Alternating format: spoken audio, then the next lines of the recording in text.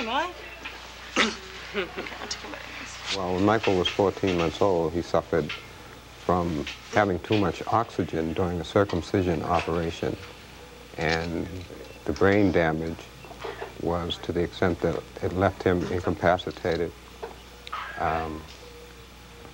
And as a result of that operation, he was left both blind and deaf, and he has not progressed mentally from that 14-month-old state. He entered Deborah when he was about 4 years old. Well, both his mother and myself, at that time when we were together, we had a problem caring for him, and the state came to our assistance and provided funds for him to be housed there at the Parley Deborah. The doctor said that it was a good place to be because they would be able to provide the care and treatment necessary for him. While Michael was there, they treated his physical condition, or attempted to treat his physical condition, and they attempted to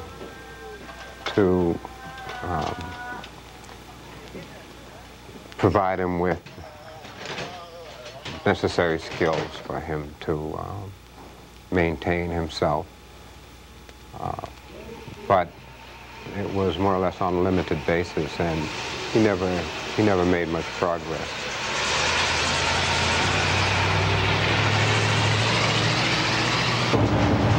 They do love to go to school. They are very pleased. You can tell by the expressions on their face that they love to board the bus because they know the bus is taking them to school. And a lot of times in the afternoon when we bring them back, they don't want to get off the bus.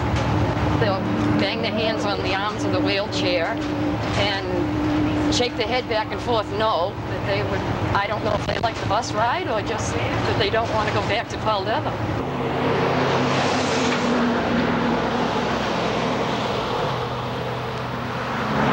Educating a student at Deborah and educating a student in the public schools are tremendously, tremendously different. Educating somebody at Deborah would keep them at Deborah. They wouldn't be able to get out in the community. It's like educating a child at home.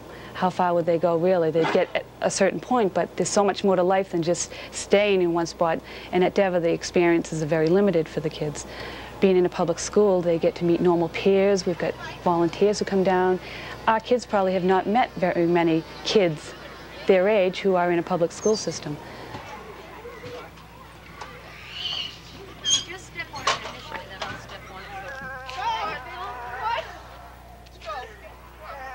Hi, Mike. When I first met Michael, his behavior consisted of lying on the floor, hitting his head on his arm. He wasn't very receptive to touch. He had been labeled tactily defensive, which means that he was kind of aversive to any kind of touch. Now Michael enjoys being tickled. He is very receptive to learning. He's very receptive to people. At the beginning, he wouldn't respond to anyone, whether they talked to him or they touched him or even sat near him. Good boy, all right. Now we're going to hang it up. The kids enrolled in the multi-handicap program at Rockland Junior High School are involved in an educational program. The youngsters do not just lounge around. It is a total educational program. Michael is learning to be as independent as he can. That's our major goal for anything we do with any of the kids. For Michael to be able to learn any kind of skill, we had to assist him through skills because he was visually impaired. Judy Hannon, our teacher aide, works with Michael most of the day. She works on fine motor skills. Michael has cerebral palsy, and it affects the muscles in his right hand. And for him to be able to use both hands is very important in a lot of sign language, a lot of skills that he'd used in his daily activities. Good boy, Michael. The attitude of the teachers is one of challenging the children. He's learning to stand by himself. He's learning to walk. Yay, Michael! Yay, Michael! Yay, Mike! Come on! Good walking! Good boy! Come on! Good walking, Michael! Woo! Nice walking,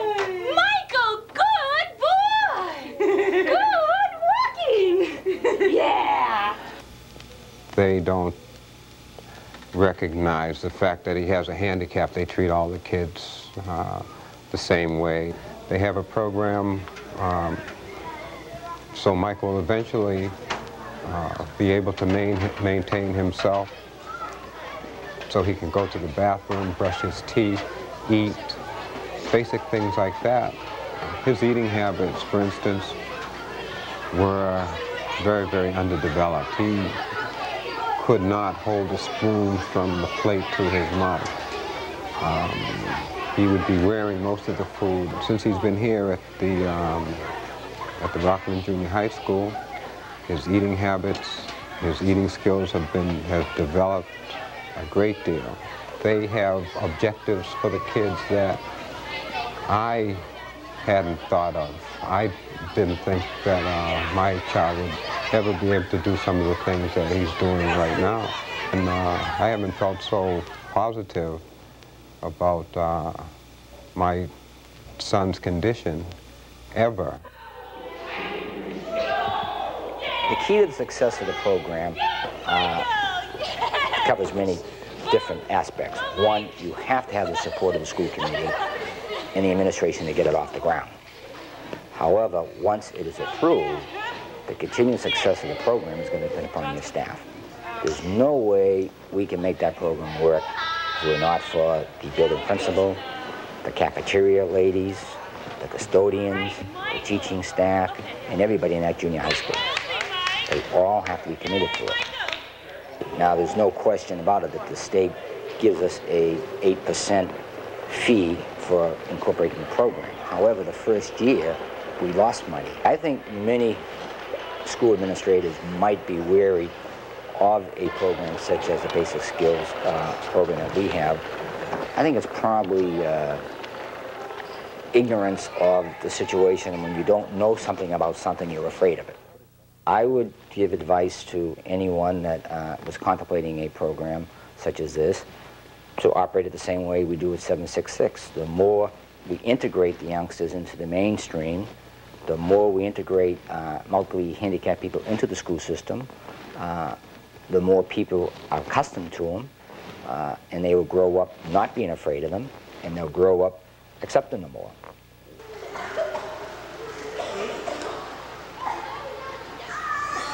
Going out into the community also, we go into a swimming program at the Weymouth MDC pool. I think that's one of the most important aspects of our program, where the kids can go out into the community and experience things that we all take for granted. Being in the water gives the kids a very different feeling about their bodies. A lot of the kids have never really been able to stand up straight on ground because of gravity and everything else, but in the pool they've got the buoyancy, their whole body feels different.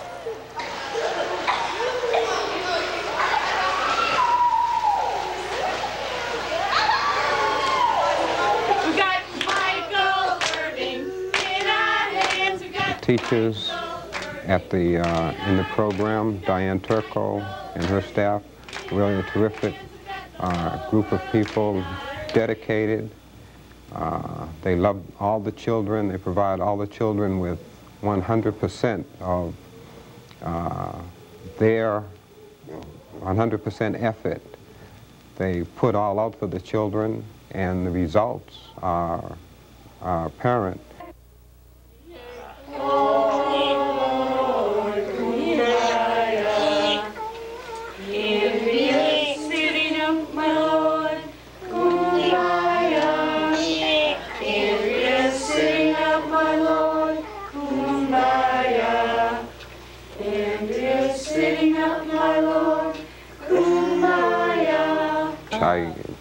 I didn't ever think that my son would be able to communicate.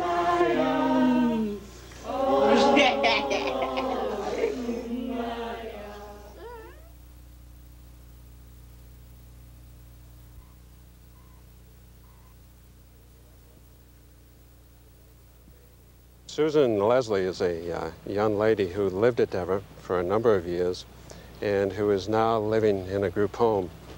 Her primary disability was physical, but Susan had the ability to advocate and a very intense desire to live in the community. And it was this ability for Susan to let her wishes be known that helped the Department of Mental Health and the Bureau of Institutional Schools work together to find a community residence for Susan and to formulate that community educational program. I figured I don't want to be at Devon no more, and I figured maybe it's better for me to get out, you know, because I didn't think I should be there no more, and I didn't want to be there no more, so I finally got out.